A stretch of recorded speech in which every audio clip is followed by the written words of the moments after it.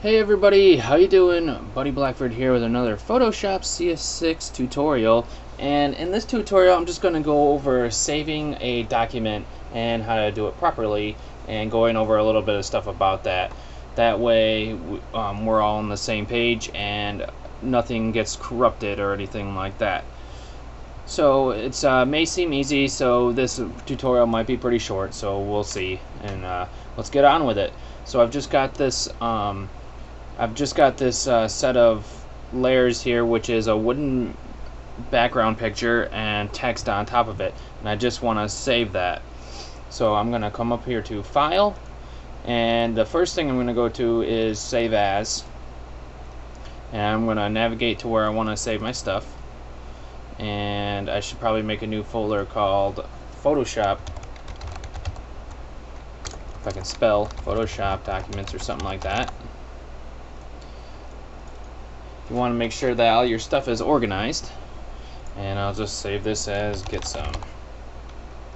Now I just type in my file name. Now you can change the different types of format that you have here. Now Photoshop gives you tons of formats that you can use. We've got Photoshop document, which will open up this entire document inside of Photoshop so you can work on it again, and that is a PSD.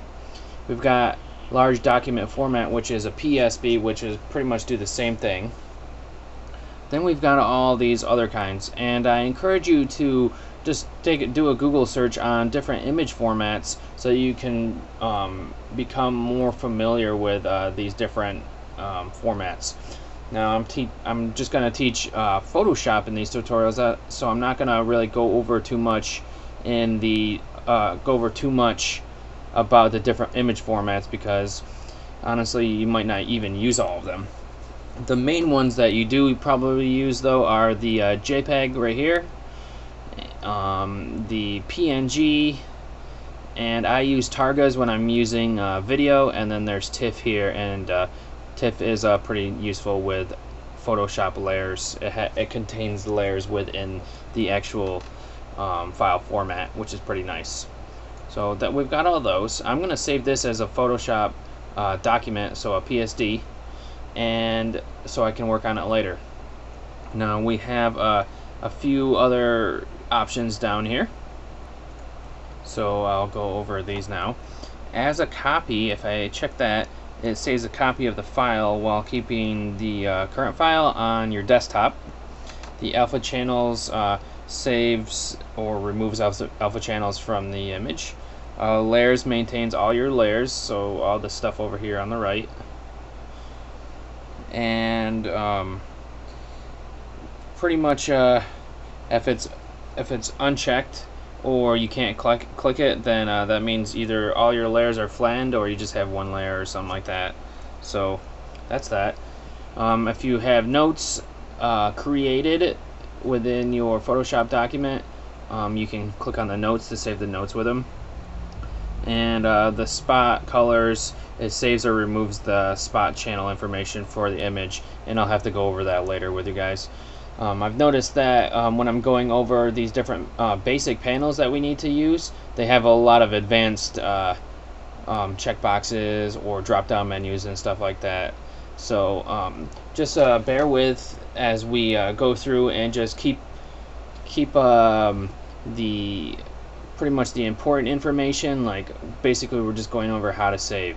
So keep the important information in the back of your head, or in the front, and then in the back of your brain keep like not as important information yet in like the back of your head. So just a little advice there, I guess, on how to like use these tutorials a little properly.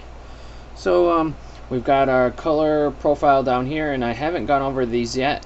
When I was making my After Effects tutorials, I almost ended with these ones.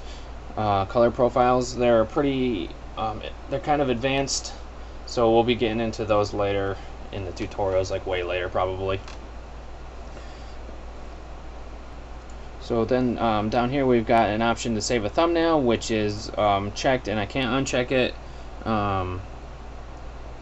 So that's you can set up a preference where you're able to uncheck or check this, and I'll have to show you guys that later on.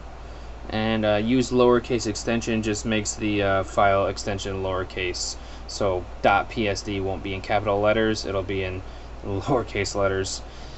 I mean, not why that's such a huge deal, but maybe some people really care about that. Who knows? So then when you have all your stuff checked, just click save, and then Photoshop will go ahead and save this for you. And we've got the maximize compatibility that shows up here. This shows up when you save as a PSD or PSB, and this allows you to use this with maximum compatibility in other programs, such as maybe you want to bring it into Adobe Illustrator or Adobe After Effects or something like that. It's going to maximize the compatibility with those programs. So that's really nice, and you pretty much always want to have that checked. You can check don't show again. That's how often you want to have maximize compatibility checked. So just hit OK, and there, you're properly saved now. So that's how you properly save. Took 6 minutes to explain it, but that's fine. So I will see you guys in the next tutorial, where looks like we can start getting a little bit more. We're gonna keep going into the different panels and stuff like that, and how to use Photoshop a little better. But soon enough, we'll be getting into actually working with photos and images and design and everything. Just got to know the basics first and how to use the interface. So thanks for watching. See you guys later.